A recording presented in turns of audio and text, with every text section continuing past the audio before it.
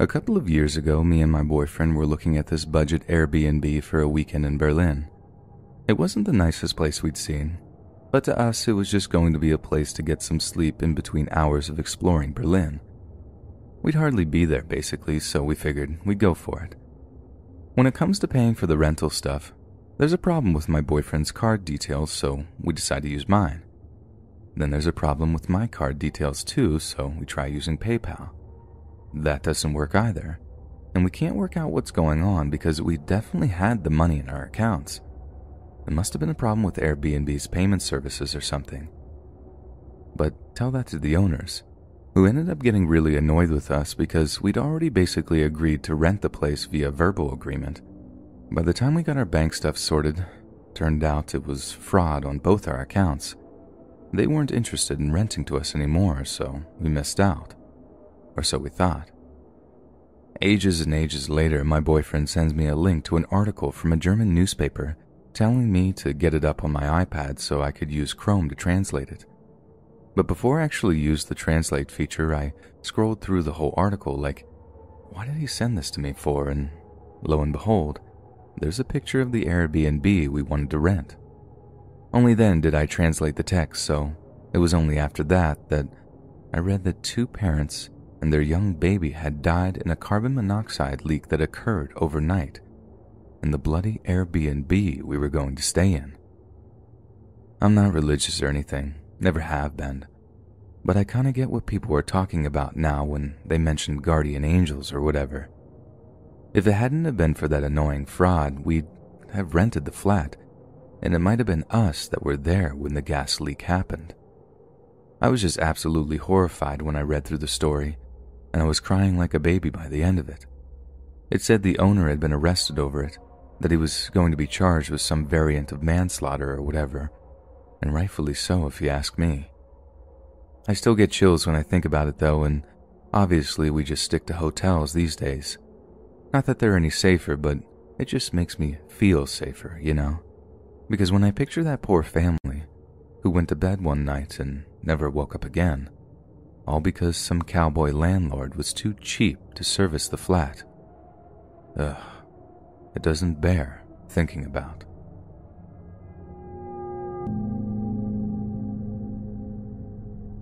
In October of 2017, the 36-year-old Australian Ramesh Januzzi was going through a rather rough time in his life. He had been working as a bricklayer in recent years, but a long drawn-out struggle with illegal substances had resulted in Ramesh's lifestyle and health deteriorating rapidly. Drastic measures were needed and fast, but to his credit, Ramesh had the presence of mind to understand that he needed to break from his old life entirely. And so, Ramesh downloaded the Airbnb app and started browsing affordable, rentable properties around his home city of Melbourne. Ramesh didn't have a particularly large budget, so when he found a room for rent at a very reasonable price, he leapt at the chance to rent it. To Ramesh, it didn't matter that the place had a couple of less than glowing reviews. He didn't care if the atmosphere wasn't friendly. He didn't care if the plumbing looked dodgy. He just needed somewhere that was away from his old haunts so he wouldn't be tempted to feed his addictions. What exactly happened during Ramesh's first 2 weeks in the property isn't exactly clear, but it seemed that Ramesh's roommates and he didn't exactly see eye to eye. There was no kind of confrontation or animosity between them, but we know for certain that at some point, Ramesh complained to a friend that he didn't like the vibes between himself and his housemates. Yet despite their apparent bad vibes, Ramesh chose to extend his stay in the property, which added an extra 210 Australian dollars to his bill. Yet on his final day at the property, Ramesh was horrified to find that he had no money in his bank account. It was later claimed that this was because his employer had forgotten or neglected to pay him, but regardless of the reason, Ramesh had to face the music and tell the landlord that he didn't have the money to pay him. The landlord, a man named Jason Colton, was no fan of Ramesh. He was apparently extremely suspicious of his demeanor and had long suspected that he would be unable to pay the extra money to stay in the property's spare room. Yet there's no way that Ramesh could possibly have suspected the extreme nature of Jason's reaction. He figured they'd be able to work something out, delay payment by a couple of days until Ramis could get in touch with his employer. But it seems that Jason was not in the mood to discuss the matter like a gentleman, and what should have been a simple discussion turned into a living nightmare for Ramis Januzzi. Just as Ramis was planning on talking to the landlord about his current financial situation, Jordan and the two other young men who lived at the property burst into his room to confront him. They had heard Ramis packing his belongings in the bedroom and assumed he was about to do a runner, as one of them later phrased it, which is why they seemed to be heading him off before he could do so. Ramis apologized profusely before showing Jason a banking app on his phone, illustrating that he didn't have the money he owed. He offered to get in touch with his employer and that he could probably get the money over to Jason over the days that followed. As he spoke, Jason's features turned from pale pink to deep red, and as he finished talking, his rage erupted in a fiery display of pure wrath. Jason grabbed hold of Ramis by the throat and pushed him up against the wall, choking the young man violently as he tried in vain to free himself. Jason wasn't exactly a giant, but he still towered over the small stature of Ramis, on top of being considerably stronger than him. It was with Ramis being in this completely helpless position that Jason began to pummel him mercilessly, throwing his fists into his face over and over again until his nose and cheekbones were broken. What became clear much later is that Jason simply did not believe that Ramis didn't have his money.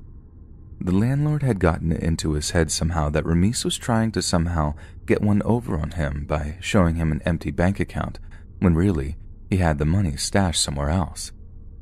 Jason continued to brutally assault Ramis with the help of the two other men that resided at the property, and at some point, the confrontation spilled out into the front yard.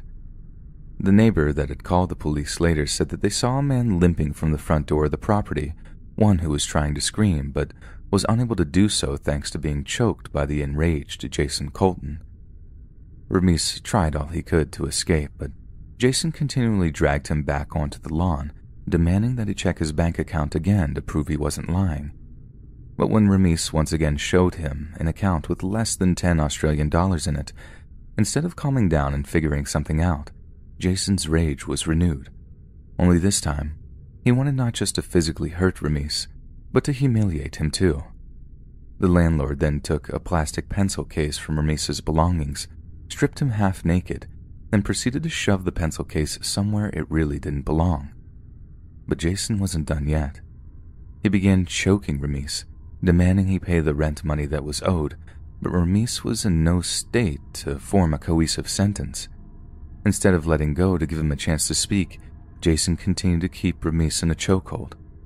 Ramis passed out, never to awaken again. With Ramis in the mortuary, Jason was charged with first-degree murder. A neighbor of his later testified that the disturbance was so loud that she could hear it from a few houses away, the distinct sound of a man screaming at the top of his lungs. It sounded like aggressive male behavior, she told the prosecutor, and I wasn't going anywhere near that. The prosecution had ample evidence of Jason's guilt, as his police interviews are a disturbing mess of lies and counterclaims until he is confronted with the fact that his victim had actually passed away. At that, Jason stated that Ramis deserved everything he got. But Ramis didn't fight back. He didn't pose a threat to the landlord at any stage. He was mercilessly beaten and choked to death on the front lawn of a small suburban home, all for just a few $100s. The jury saw Jason for what he was, the lowest kind of scum, and convicted him of murder before a judge handed him an 11-year prison sentence. When we use services like Airbnb, we take a great deal of comfort in the flashy website and lose ourselves in the glossy photographs of our potential rentals. We're quick to forget all the company is doing is hooking us up with other regular people, and that pretty much anyone can post an advertisement. How many other people like Jason are out there? How many other violent psychopaths are renting rooms to unwary strangers who would turn from tenants to victims at the first provocation? We should definitely all be careful who we interact with on websites like Airbnb, because we might be renting rooms we'll never leave.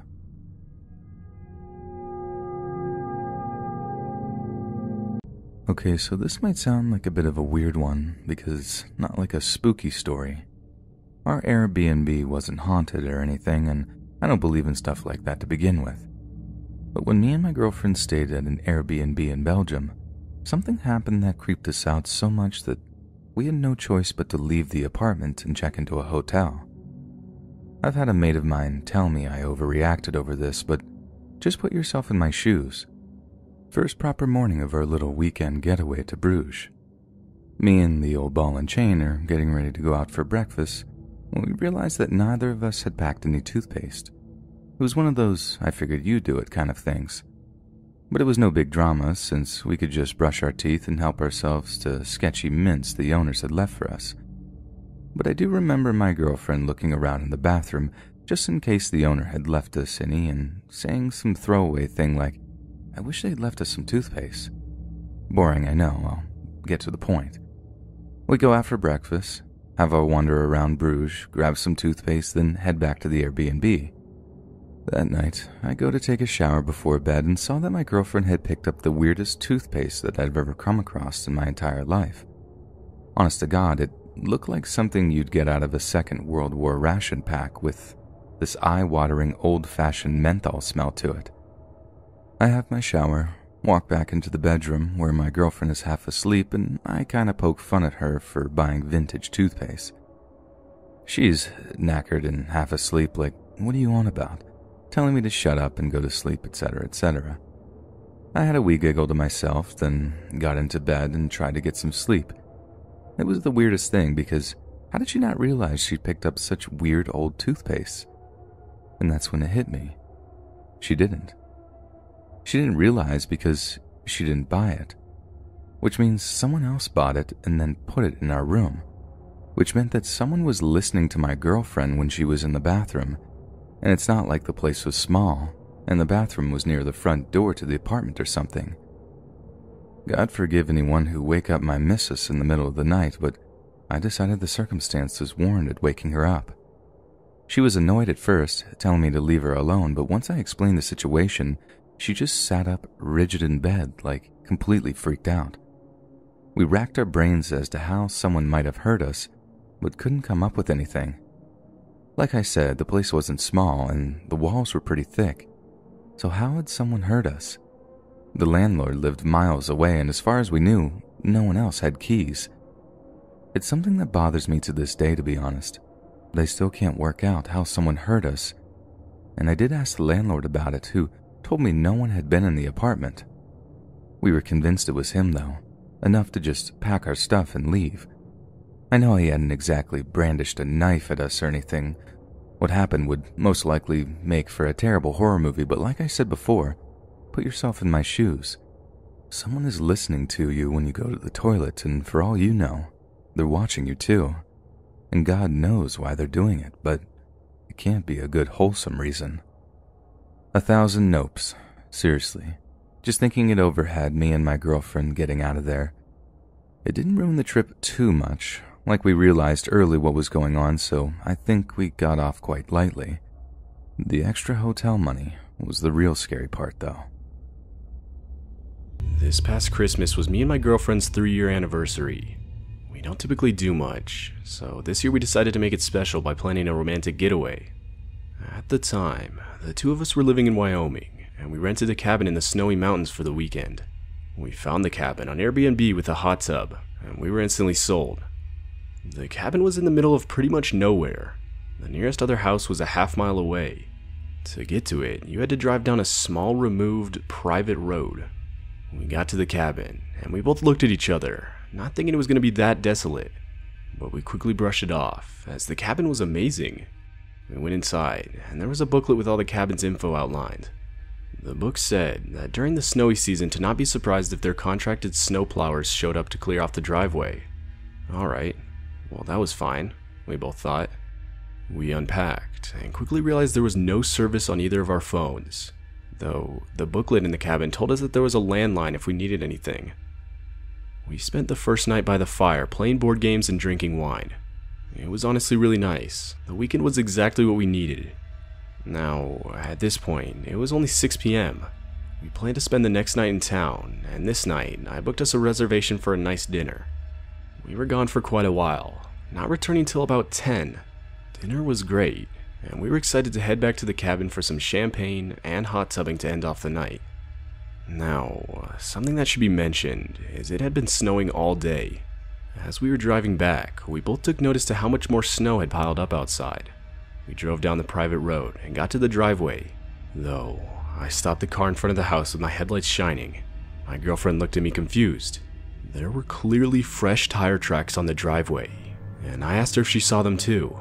We both knew this couldn't have been us, as we hadn't even driven on the driveway itself, just the nearby street. Immediately though, we remembered the snowplowers that could have stopped by, but the issue was, we saw the tire tracks because of the snow, and who plows the snow in the pitch black dark? We also knew that once we were at the cabin, we had no cell service on our phones. We both agreed to head back into town and message our Airbnb host, and ask him if one of his friends had stopped by the cabin. We got into town and sent over a text.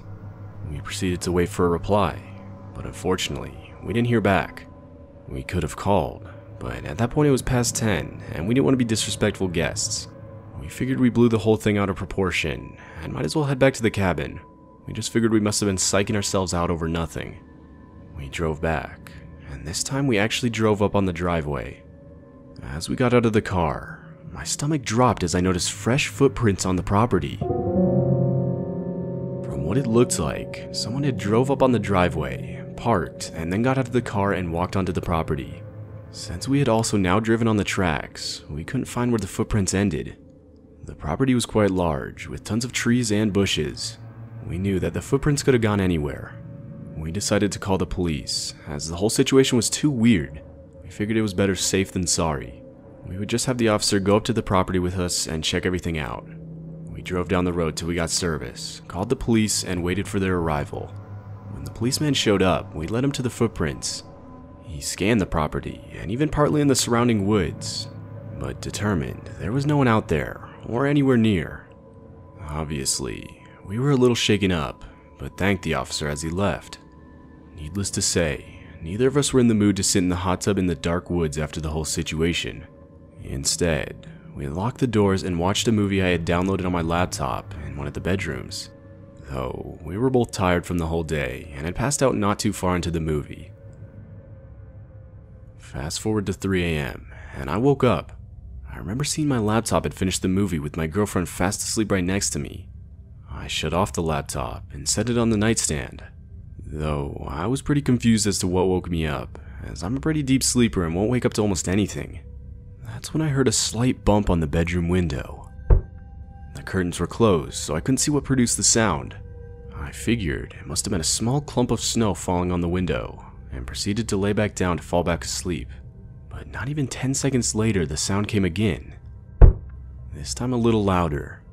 At that point, I thought it best to get out of bed, pull back the curtains, and see what was making the noise. And so I did. I got up and opened the curtains, but there was nothing. I turned on my flashlight on my phone to get a better look, as honestly all I could see was darkness. I had to open the window so the light wouldn't glare, and right as I did, my light revealed fresh footprints in the snow right under the window. I was instantly put on edge. I proceeded to point my flashlight into the darkness, and I swear I could see a figure just standing there in the snow maybe 10 yards out. The footprints under the window led exactly to where the figure was standing. My heart dropped, but I stayed calm. I closed the window and woke up my girlfriend, telling her we had to go. She asked me why, but I didn't tell her, knowing she would freak out. I just said we needed to pack our stuff and leave immediately. Confused, she complied. About 10 minutes after I'd seen the man out the window, we both had all of our stuff at the front door and were ready to make a dash for it to the car. And so we did. I opened the door and we dashed outside to the driveway with all of our stuff and got inside. I started the car and was starting to reverse out of the driveway when my girlfriend screamed. I looked to where she was looking in reaction, and there the figure was, right beside the house, now just watching us leave. I booked it out of there, not looking back. Once we got far enough to have cell service, we sent over a text to the Airbnb's host explaining the whole situation. And later that morning, we would get a text back from the guy. He said that he went to the cabin, and there were indeed footprints all around the building. He said the footprints stopped at every window, This freaked us both out, but realistically it was out of our hands now.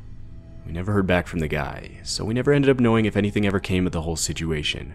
But that figure, and just the whole experience in general, still terrifies me and my girlfriend to this day. I'm 18, and I just recently moved out of my parents' house to go to an out-of-state college in California. Now, my flight flew in a few days before the school dorms actually opened, so me and a few friends thought it would be fun to rent an Airbnb until then. So we did just that. We bought the cheapest one we could find, as we were just broke college kids. On the first day when we arrived, I couldn't help but notice how sketchy the area was. You could easily tell we weren't in the best part of town, but I guess that's what we get for buying the cheapest option. It was the second night, and all my friends went to a nearby house party, though I decided not to go, as I had a pretty bad headache and didn't feel like doing much. So I was left home alone. It was around 9 p.m., and I was just coming out of the bathroom when I heard the front gate to the yard swing open. I saw someone run past the porch window and into the backyard. From what I could see, it looked like a deranged guy hunched over wearing all black. In reaction, I ran to the window facing the backyard, but I didn't see anyone. Though I never saw the guy return, which meant he must have been somewhere in my backyard. I stood there looking out the backyard window for a good few seconds when I heard a knock on the front door. I jumped in reaction, but walked over to see a pretty normal looking dude in his 40s. I went right up to the security bars, and the guy proceeded to ask me if I'd seen his son. I replied saying, "Yeah, I think so. I just saw someone go into the backyard." He responded saying his son ran away, and he'd been following him trying to catch up to him. It struck me as weird though, as the first guy didn't look much younger than the second. I thought there was no chance he was this guy's son. The guy walked off towards the backyard before I could question it though. I waited by the front door for a bit, until I saw both of the guys fidgeting with the door in the back. I went up to ask what they were doing, and they stopped for a second, and just replied with, "Hey man, my son really has to use the bathroom. Could you unlock this door and let us in?" The guy stood there staring at me, dead in the eyes, waiting for my response. I told them no, as these guys really gave me an off vibe. And that's when the second guy threw his whole body at the front door in an attempt to break it down. I jumped back in response, and ran upstairs to grab my phone to call the police. I stayed up there till they arrived, though the two men were gone when the police arrived. The two officers proceeded to tell me that 2 other break-ins were reported in that area not even an hour ago. I never knew if they ended up catching the 2 guys. It's likely that the first guy ran into the backyard to try to find a way in the house, and the second guy went to help him. What disturbs me most is the fact that they didn't want to break in just to rob the place. They weren't even scared off by the fact that someone was home. They clearly wanted me to open the door so that they could get inside and do who knows what.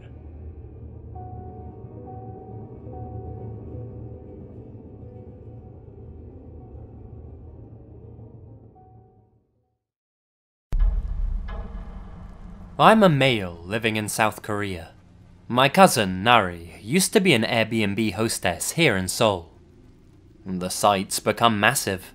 There's something like 2 million properties listed on it, so no matter where you're traveling to in the world, chances are that there's somebody with a room or a condo or even an entire house to rent. During her time hosting, Nari met a whole bunch of colourful characters. There were the sweet older couple that came to stay with her 8 times while visiting friends in the city. There was the guy who insisted on bringing his dog with him, this little rat-sized chihuahua that was about half the size of my cat's. There were a few people who were high maintenance, and there were a few who were really chilled, and ended up joining us for drinks at the bar down the street. I never hosted personally, but I'd help Nari out with her bookings if she had to work late and needed someone to meet her guests. Well, for all the good people, there was Mr. Park. He was this creepy, balding guy that stayed with Nari for a week while he was in town on business. At least, he said that was his reason anyway. I think we were both relieved when he left. I'd met him once, and didn't like the vibe I got off the guy, and there wasn't much she could do to kick him out early or anything, lest he gave her a bad review and dropped her score on the site. After he left, Nari discovered a weird plastic thing he had left in the shower. Turns out, he had left his slimy, fake vagina masturbation aid sitting next to her soap. I took one look and had to explain to her what it was. I remember her picking it up in a plastic bag, like the way people scoop up dog shit on the street. From then on, Nari was pretty picky when it came to who she let stay. One weekend, Nari had to leave for a business trip, so she left me the spare key.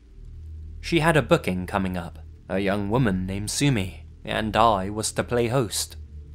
We'll just call her Sue from here. Sue checked in, got the key from me, and put her suitcase in the spare room. I didn't see any more of her that Friday, or for the rest of the weekend, and I figured she was out enjoying herself. Not too long after that, I could have sworn I saw Mr. Park in our local grocery store.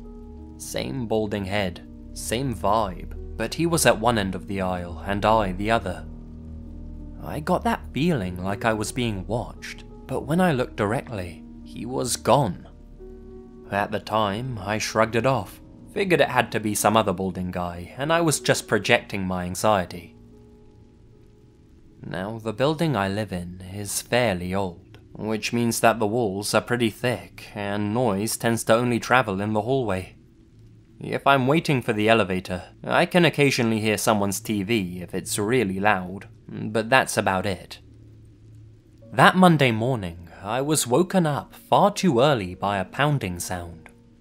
It was maybe 6 or 6:30 in the morning, and the sun was barely up. At that point, I was pissed. I threw on a housecoat and yanked open the front door without bothering to look in the peephole. I was greeted by 2 very tense policemen. They asked for my name, and if I knew the young woman who lived across the hall from me, pointing to Nari's apartment. Without thinking, I ran across the hall and through the open door, just knowing in my gut that Nari was supposed to be returning that morning, and that something must be wrong if there were police at my door. The cops yelled for me to wait, but I was on autopilot. At first, I thought someone had robbed the place. Her TV was smashed, her couch was ripped apart like it had been mauled by a bear, her photos were buried under broken glass, her laptop had practically melted into the floor. And then I realized, in some part of my brain, that her TV and laptop wouldn't be here if it was a simple robbery. And that's when I smelled it. Death has a certain stench to it. Sometimes, if you're in the wrong place at the wrong time, like a hospital corridor, you'll get a whiff of it. What I smelled was a full-on, closed-handed fist slug into the face. In a panic, I couldn't stop myself. I flung open the first bedroom door. Nari's room looked just like the living room, but she wasn't in it. By this time, the officers had caught up with me and were trying to steer me back out of the unit, but I broke free of their grasp and flung open the spare bedroom door. Inside was what was left of Sue. We get so desensitized to violence on TV that when we're actually confronted with it in real life, it seems almost absurd, like it's totally unreal. She had literally been torn to shreds with a knife. Just from smelling the air alone, I could taste that metallic flavor of blood in the back of my mouth. I showered several times a day for the next week and could not get that taste, that smell out of my hair or skin. It turns out that Sue had been there since Friday night. Nari got home a few hours later. By that time, the forensics team had already been in and out and were starting to clean up the scene. I couldn't tell her about what I'd seen. I just remember hugging her. While investigating, the police had found a second set of keys. This meant there was actually a third set of keys to Nari's place, and those keys had prints. 3 guesses as to who they traced back to. Mr. Park. Park had made a set of keys while staying at Nari's, and he wasn't here on business as he had claimed. It turns out he lived about 15 minutes outside of the city. Security camera footage showed him coming into the building that Friday night, and him lurking around outside for the past month prior to that, just after his stay. Surprisingly, Park confessed to the murder. said he didn't know that Nari would be out of town, that he hadn't known she had had a guest that weekend. His wife had recently left him and taken the kids with her, and Nari reminded him of a younger version of his wife. Nari and I have both moved buildings since then. I still can't believe that all of this came because of broken trust. By giving a stranger a safe place to stay, by letting him into her home, this person was so twisted that he thought to make a copy of her key. If it had been any other weekend, Nari would have been at home, and what happened to Sue would have happened to her too.